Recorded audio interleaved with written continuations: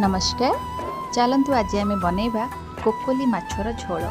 बड़ माछ अपेक्षा ए माछटी बहुत स्वादिया। जेज शशुर बाहरी गले आमर सकाल सकाल मार्केट जाई देखला बेलू माछ सरी ही जाइथिला, तो जहाँ भी थिला जीज नहीं पलै आसले। तापर माछ को रखिदेकी आगुआ मु चलीगली बेसर बतुलेवाई।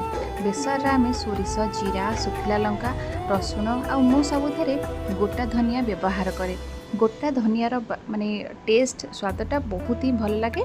आ झोलटा को टे बहलिया बना कर दिए। तापर माछर गाली जक छड़ेदी, काटी छड़िया होगा, लुण हल्दी दे तेल टी भल भाव गरम करी धुआं बाहरला पर्यंत।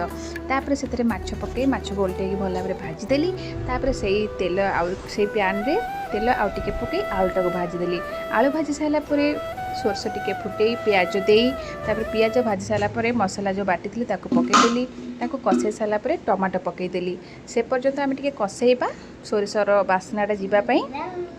तापर एथरे आलू पकईदेली। आलू पकईकी किसी समय टे कषिली। से पानी देकी पानी फुटी आसला परे आमे माछ पकईदेबा। ताको भल भाव फुटा। कौन बाहर मसला पकईबेनी, किसी भी आवश्यकता नहीं। आउ एते टेस्ट लगे खाइबा पई माछटा। आपन थरे बनै देखंतु, बहुत ही भल लगे।